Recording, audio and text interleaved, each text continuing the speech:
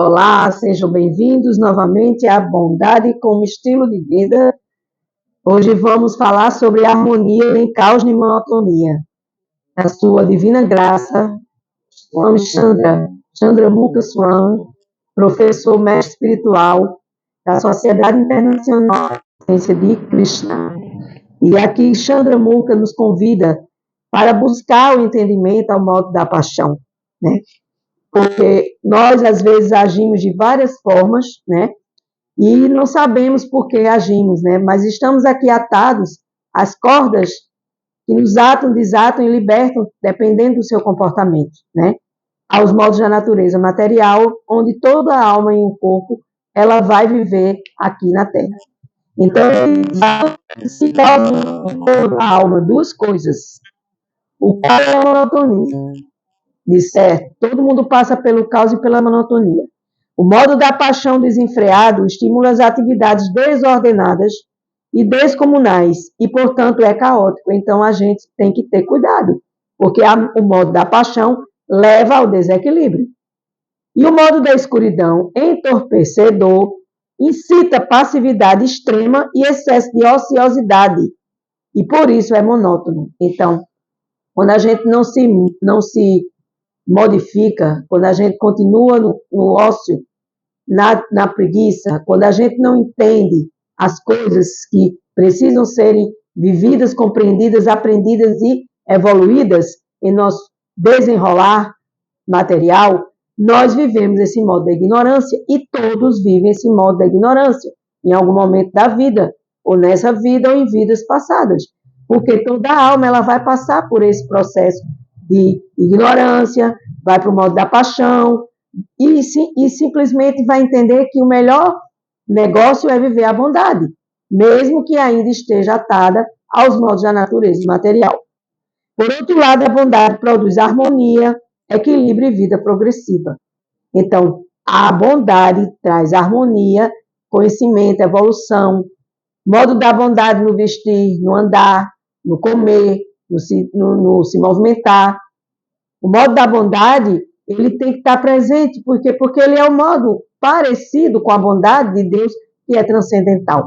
Essa bondade material ainda não é a bondade de Deus, porque a bondade de Deus não se assemelha a nada nesse mundo material, muito embora tudo que existe aqui seja uma mera criação de uma opulência sua, que é o poder de criar, poder de manter e poder de aniquilar essas energias materiais. Na paixão, o indivíduo é desvirtuado, impelido a agir com muita intensidade e sente a necessidade de encher seu tempo com a maior variedade possível de atividades, viver na ansiedade, viver com a mente condicionada às atividades materiais, viver com a mente focada naquilo que não é o principal das nossas vidas. Porque qual é o principal das nossas vidas? É a evolução, ir para a bondade, para você sair desse ócio, dessa paixão desenfreada e você ir para o progresso espiritual. Então, ele continua falando.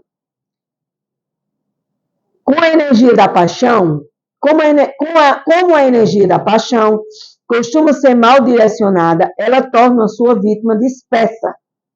Ou seja, que o povo hoje diz, TDAH.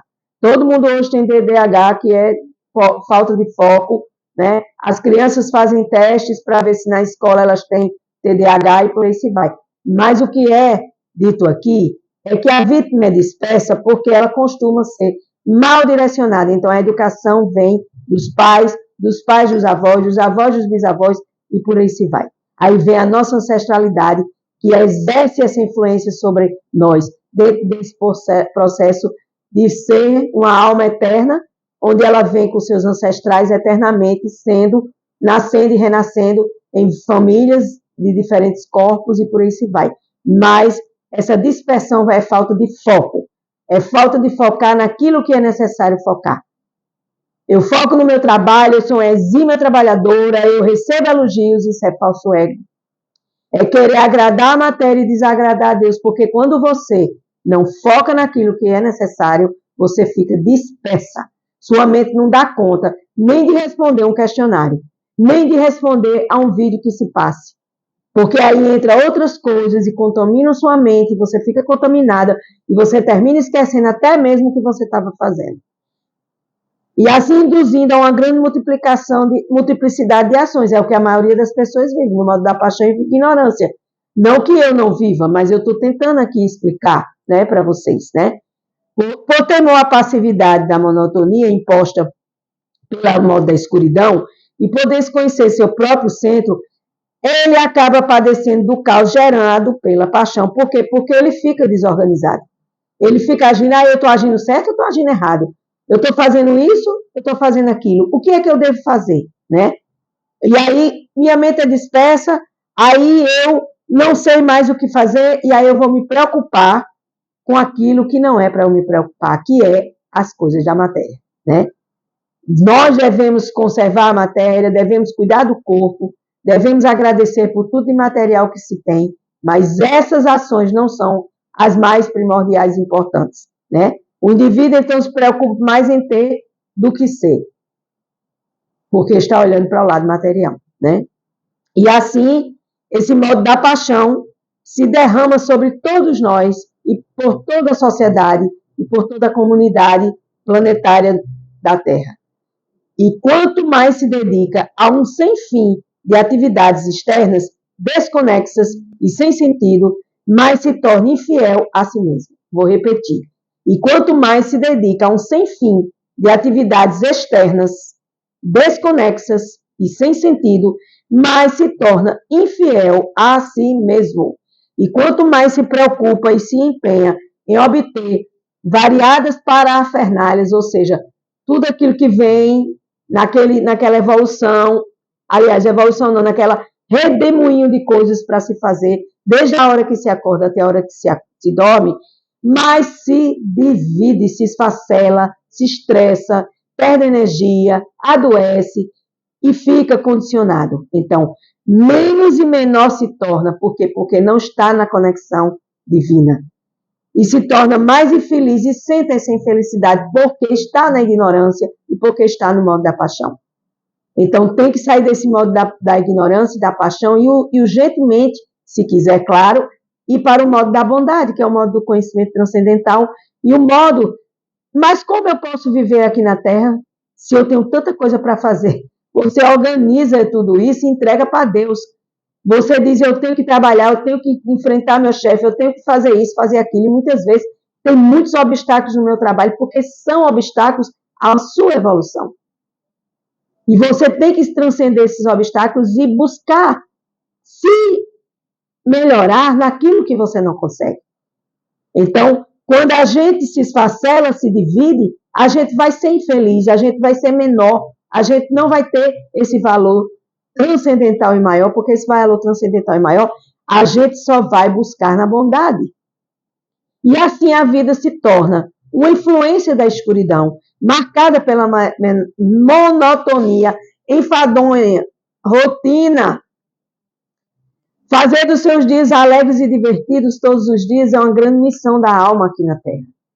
Acordar e louvar o Deus, Senhor, meditar, ir à praia, fazer exercício, cuidar de si e dizer, eu estou fazendo tudo isso aqui porque Deus me permite.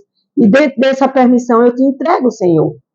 Porque tu estás dentro de mim na minha alma e eu estou em ti. Então, eu tenho que entregar essas minhas atividades a ti. Então, isso é modo da bondade. Então, na influência da escuridão, marcada por essa monotonia enfadonha, pela rotina, também é incapaz de preencher a alma, porque a alma vai estar sempre vazia.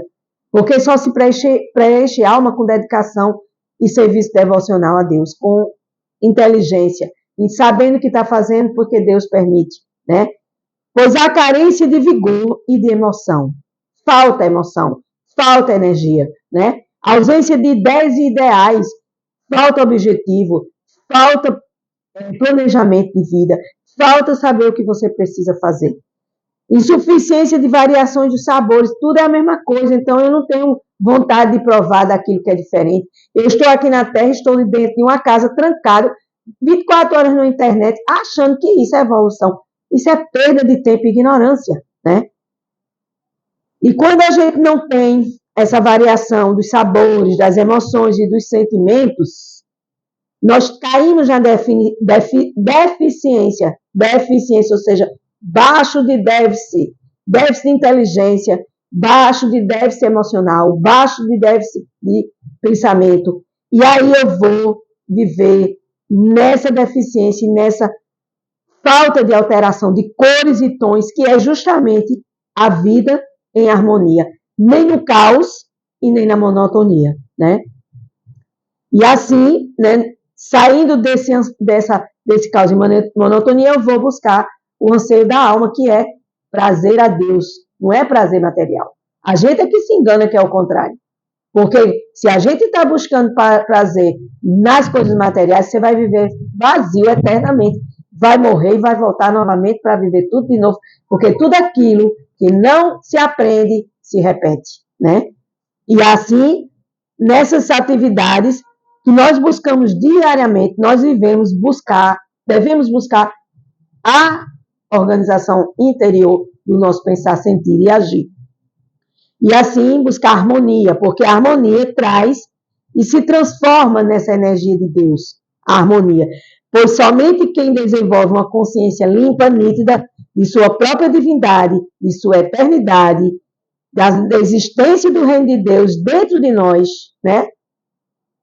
Poderemos obter a tão desejada felicidade. Então, a felicidade, ela é dentro e não fora. E dentro está a nossa alma menor, na alma maior, que é Deus, e nesse servir consciente.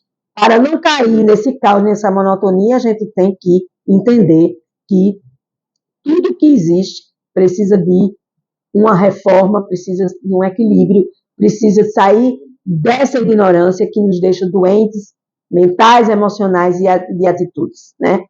Então, não basta o indivíduo fugir das suas atividades externas, basta que seja suficiente diminuir suas posses ou abolir seus afazeres horizontais. Por quê? Porque a gente se condiciona. Eu tenho que fazer isso, fazer aquilo outro, meu final de semana é para isso, isso e isso. E Deus fica onde, minha gente? No esquecimento. Não, mas eu fiz uma oraçãozinha ali para Deus. Não, mas eu disse gratidão, Deus. Isso é insuficiente. A gente tem que pensar em Deus 24 horas, ok? E assim é preciso acrescentar razão espiritual, ou seja, dar razão às coisas materiais. Não, não é isso que eu preciso disso, eu preciso de espiritualidade, né? As nossas atividades, mergulhando em si mesmo, intensificando essa consciência de unidade interna com o absoluto. Eu sou uma alma servente a Deus, eu não sou uma alma servente à matéria. Eu não tenho que me condicionar à matéria, mas eu tenho atividades materiais, entregue elas a Deus, né? Enquanto andar pelos circuitos múltiplos do mundo material, não poderemos convergir para o nosso verdadeiro centro, e assim não poderemos saborear nosso verdadeiro eu. Ou seja, é necessário se lembrar, mais uma vez, que nós somos a imagem e semelhança de Deus, nós somos a imagem e semelhança de Deus, não somos imagem e semelhança material. Apesar de termos um corpo material, porque precisamos acoplar a nossa energia espiritual da nossa alma, precisamos do corpo, mas nós não somos o corpo. Nós somos a imagem e semelhança de Deus, e Deus é espírito eterno. Então, nós somos espíritos e almas eternas. Compreendendo que, por um lado, Ele e o Pai são um. Jesus já dizia isso. Nós somos um com Deus, nós temos essa unicidade com Deus, porque nós somos almas serventes a Deus. E assim, o Pai é maior que Ele. Deus vai ser sempre maior do que tudo, maior do que os nossos desejos, prazeres, nossas coisas materiais, porque tudo isso são dádivas, ou seja, para o filho, o pai nunca deixará de ser pai, mesmo que haja uma unidade entre ele e seu pai. Essa é a consciência da unidade na diversidade. Eu sou uma alma em Deus, nessa diversidade material que eu exijo. Porém, essa diversidade não é a minha razão, mas sim Deus é o meu propósito no meu coração, né? Então, tendo essa compreensão, nós vamos integrar-nos com o todo. Essas são as palavras de Chandramukha Swami. Essa realização que poderá trazer completa e definitiva harmonia para a vida do indivíduo, eliminando dela qualquer possibilidade de monotonia ou caos, quando você faz tudo e oferece tudo para Deus com amor e devoção. Oferecer, como diz o próprio Chandramukha Swami em suas aulas, ofereça a sua vida, faça da sua vida uma oferenda a Deus. Faça da sua vida uma oferenda a Deus, você que me escuta, e verás os resultados fantásticos se modificarem na sua vida. Assim é, as coisas de Deus são mostradas através de modelo. Eu posso ser um pequenino modelo no meio de milhões de modelos, dizendo que isso é eficiente e faz a vida mudar num clique espiritual. Gratidão, mais uma vez. Namastê, Hare Krishna.